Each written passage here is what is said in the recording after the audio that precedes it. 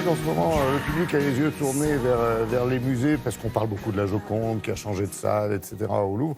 Mais nous, on a retenu une exposition, ça fait plusieurs semaines qu'on en parle avec Béatrice, consacrée à Picasso. C'est au musée Picasso, c'est à Paris. Mais c'est pour nous faire voyager. Alors pour ceux qui se promènent dans la capitale et qui se mettent au frais, effectivement, dans les musées de Paris, eh bien, vous allez peut-être prendre un coup de soleil parce qu'on va découvrir un Picasso ultra-méditerranéen. Ultra-méditerranéen et un peu confidentiel. C'est-à-dire que l'expo que nous allons voir là au musée Picasso est plus petite. C'est une expo très intime, très confidentielle qui revient effectivement pour l'amour de Picasso pour la Méditerranée. Parce que Picasso, finalement, c'est quoi? C'est l'Espagne, c'est Barcelone.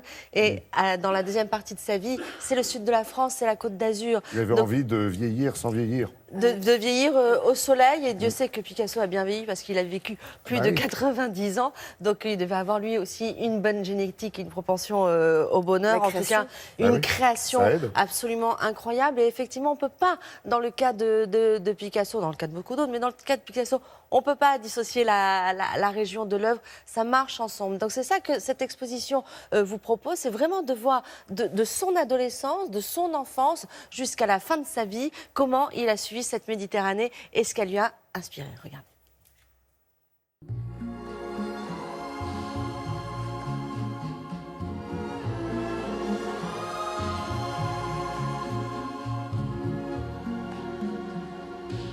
Picasso, obstinément méditerranéen, est une tentative de plonger dans l'univers géographique, mais surtout culturel, du plus grand génie du XXe siècle.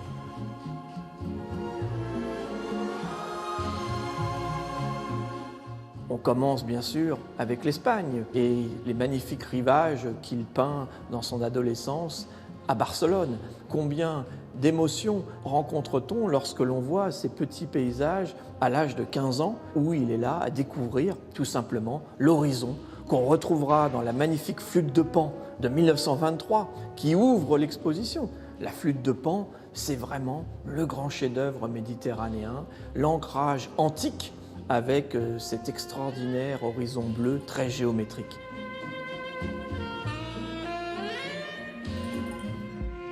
L'exposition tente de montrer un Picasso kaléidoscopique, sous toutes ses facettes. Il ne fallait pas montrer uniquement un Picasso peintre, un Picasso sculpteur, mais le Picasso, au fond, amateur de la terre, le Picasso céramiste, le Picasso de Vallauris. C'est tout ce Picasso bricoleur qu'on retrouve dans cette exposition. Il prend une toile, il la retourne, il pose quelques objets glanés sur la plage, il les recouvre d'un voile de sable et il en fait des chefs-d'œuvre du surréalisme. On voit Picasso en dialogue avec quelques-uns de ses grands amis. On voit Cézanne, on voit Matisse, les géants qu'il a admirés pour le cas de Cézanne et évidemment avec qui il a été en rivalité dans le cas de Matisse. Mais il fallait aussi parler d'un Picasso plus contemporain. Aussi, on a invité Jean-Christophe Normand qui a marché sur les lieux où Picasso a résidé. Et il a peint des tableaux d'horizon qu'on a voulu mettre en résonance avec les paysages de Pablo Picasso. Lorsqu'on regarde l'œuvre d'un grand génie comme Picasso, on voit ce tissage, cet inextricable lien qui unit un territoire et une production artistique.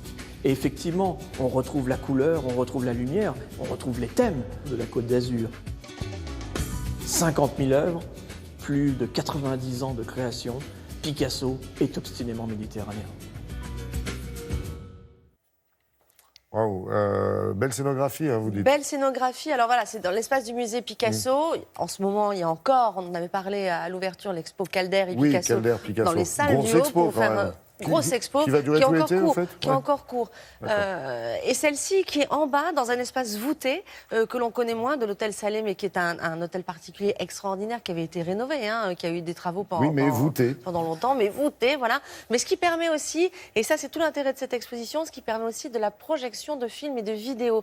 Donc c'est une expo qui est extrêmement bien, il y a beaucoup d'archives. Côté pédagogique donc aussi. très pédagogique, et puis on le voit ce génie Picasso, et on voit, Laurence disait, c'est un très bel homme. C'était un très bel homme avec un caractère tout à fait fascinant. Hein. On sait qu'il a fait tourner le cœur des femmes, et pas toujours dans le bon sens. Et on revoit donc ce Picasso dans son intimité. Oh, elles ont quand même, on le sait, l'histoire à dire que quand même, vous avez un petit peu souffert, toutes celles-là. Mais enfin, quel génie. Et on voit justement comment il a vécu. Donc il y a quelque chose un petit peu personnel, comme si finalement il était encore là, parce que ça a l'air tellement moderne, tout ça, que voilà, on a l'impression qu'il est encore là.